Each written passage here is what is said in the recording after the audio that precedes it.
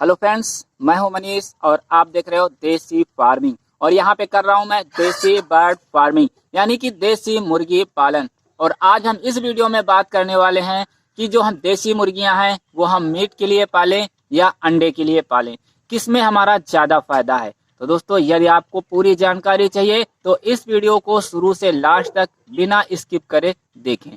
तो दोस्तों, यदि आप ब्रॉयलर फार्मिंग करते हो या देसी मुर्गी पालन करते हो तो आप हमारे चैनल को जरूर सब्सक्राइब करें और साथ में नोटिफिकेशन बेल को दबा के ऑल पर क्लिक करें। तो चलिए शुरू करते हैं इस वीडियो को, और इस वीडियो को शुरू से लास्ट तक देखिएगा, बहुत महत्वपूर्ण जानकारी मैं आपको यहाँ पर दूंगा। तो दोस्तों, यदि हम मीट के लिए पालते हैं मुर्गी को या फिर अंडे के लिए पालते हैं तो सबसे पहले है वो हमें एक ब्रीड का चुनाव करना पड़ता है। यदि हम मीट के लिए पालते हैं तो हम FFG, DP क्रॉस, RIR, वनराज, ग्राम प्रिया, सोनाली या फिर कड़कनाथ जैसी मुर्गियों को हम पालते हैं।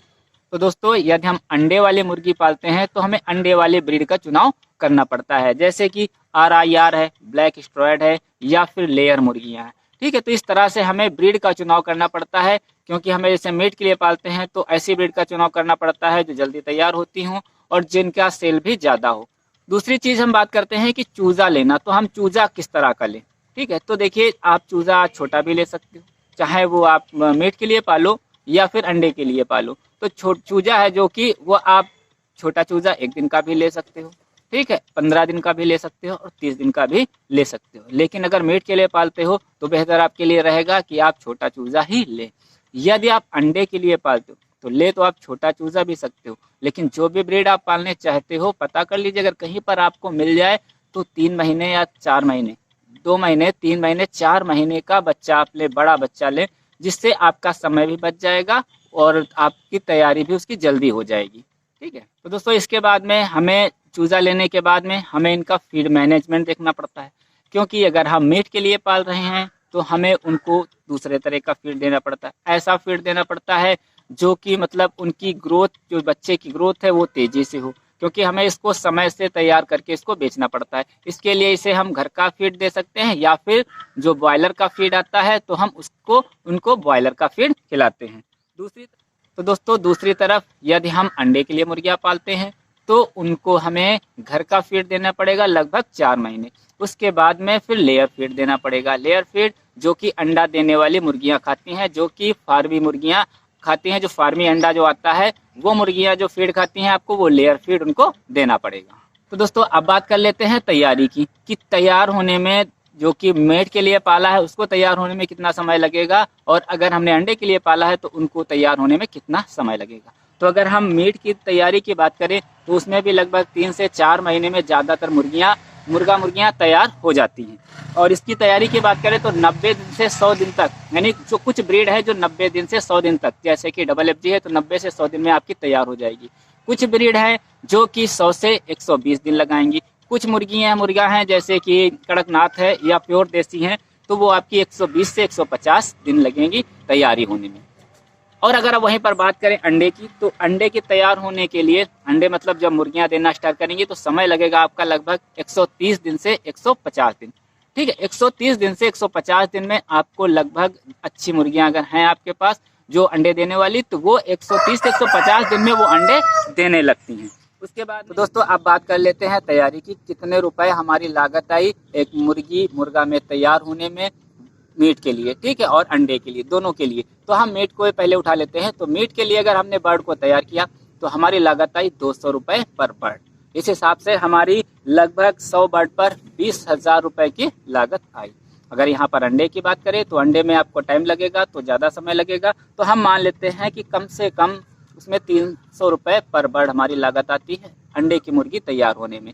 तो इसमें टोटल हमारी जो लागत आएगी वो हमारी आएगी 30,000 रुपये। ठीक है, अब यहाँ पर इनकम की बात करते हैं। तो 200 रुपये हमारी पर बर्ड लगभग उसमें लागत आई थी मीट में। तो इसको अगर हम सेल करते हैं तो हमने 200 रुपये हमारी लागत आई, 300 रुपये पर बर्ड हमने बेच दिया, तो उसमें हमारा बचा 100 रुपया। तो 100 रुपये के हिसाब से 100 बर्ड का हमारा हो गया 10,000 रुपये। तो 10,000 रुपया हमारा एक बैच से जो 100 बर्ड का डाला था, हमने उसको टाइम से तैयार करके टाइम से बेच दिया, तो हमें बचे 10,000 रुपये। ठीक है, तो दोस्तों, अब हम अंडे की तरफ चलते हैं कि अंडे में हमें कितना प्रॉफिट होने वाला है।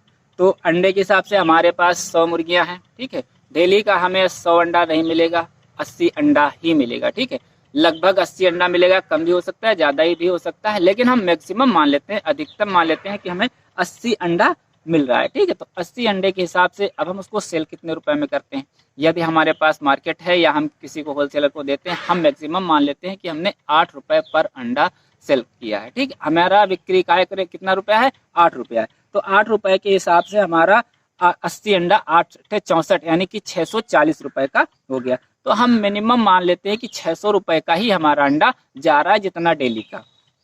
तो दोस्तों 600 अंडा अगर हमारा सेल हो रहा है तो हमारा फीड भी तो कुछ लग रहा होगा, तभी ये अंडे दे रही है। तो हमारा मान लेते हैं कि हमारी एक मुर्गी वो 100 ग्राम फीड खा रही है। ठीक है, तो हमारी जो सारी मुर्गियां हैं 100 मुर्गियां हैं, तो मान लेते हैं 10 केजी हमारा फीड खा रही हैं।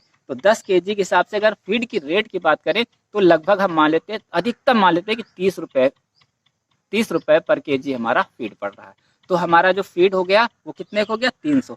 तो 300 का फीड हमारा खा रही हैं और हमें अंडा दे रही हैं 600 रुपए का। तो डेली का हमें जो बच रहा है वो 300 रुपया बच रहा है। अगर हम महीने का निकालेंगे तो हमारा हो जाएगा 9000 रुपए। ठीक है, 900 रुपीज, 9000 रुपए हमें हर महीने की बचत आ रही है। लेकिन अभी बचत नहीं है, पहले जो हमारा लगा था 30,000 रुपया बर्ड को तैयार होने में, पहले उसको माइनस करेंगे तो हमारा लगभग 3 महीने लग जाएगा। ठीक है, अगर 9000 की बात कर रहे हैं, 10,000 भी मान रहे हैं हम महीने में मिल रही है हमें पैसा, तो हमारा 3 महीने 30,000 रुपये हमारा लग जाएगा 3 महीने। तो इधर तैयार 3 महीने बाद जो पैसा हमारा पूरा निकल आएगा, उसके बाद से आपकी हर महीने 10,000 रुपये, 9,000 10,000 रुपये हमारी हर महीने हमारी इनकम होगी। और अब बात करते हैं कि हमें बेचना किस तरह से। ठीक है, तो पहली चीज, अगर मीट के लिए आपको क्या करना पड़ेगा, 10,000 रुपये आपके 100 बर्ड से मिल तो रहे, लेकिन आपको हर महीने 100 बर्ड डालने होंगे। इस तरह से 100 यानी कि 300 बर्ड आपके पास हमेशा होने चाहिए। अगर 100 बर्ड इस महीने निकल रहे हैं तो 100 चूजा हमें इस महीने डालना है, तभी आपकी 10,000 रुपये महीने आपकी इनकम होगी। अब बात करते हैं सेल की, कि हमें सेल कहाँ करना है। तो सेल का सिंपल तरीका है, अगर आप मीट के लिए पालते हो, मीट के लिए आप बिक्री नहीं कर पा रहे हो, आप इस मुर्गी को नहीं बेच पा रहे हो, तो क्या करोगे। ठीक है, अगर अंडे की बात करें तो अगर अंडे में, क्योंकि आप मीट को काट नहीं सकते हो, ठीक है, अंडे की बात करें तो अंडा अगर आपका नहीं कहीं भी सेल हो रहा है तो आप मार्केट में एक दुकान लगा लीजिए। जिस रेट में आपका जो फार्मी अंडा आपका बिक रहा है, तो उससे थोड़ा सा 2-4 रुपए आप बढ़ा करके आप देसी अंडा बेच सकते हो। ऐसा नहीं कि लोग नहीं खाएंगे, वैसे तो ठंडियों में बिकता है, लेकिन अगर आप रेट 19-20 रखोगे फार्मी अंडे का, देसी अंडे का, तो ये मान चलिए देसी अंडा ही ज्यादातर लोग खाएंगे। तो दोस्तों ये हमारे पास जो जानकारी थी हमने आपको दी। अब आप डिसाइड कर सकते हो कि हमारा बेनिफिट किस में है, आपका मीट में है या फिर अंडे में। जिसमें आपको प्रॉफिट लगता है, जिसमें आपको इजी लगता है, आप उसको कर सकते हो। ठीक है दोस्तों, तो ये वीडियो आपको कैसा लगा हमें कमेंट बॉक्स में लिखिए। वीडियो पसंद आया तो लाइक करें और चैनल को सब्सक्राइब करना तो बिल्कुल ना भूलें।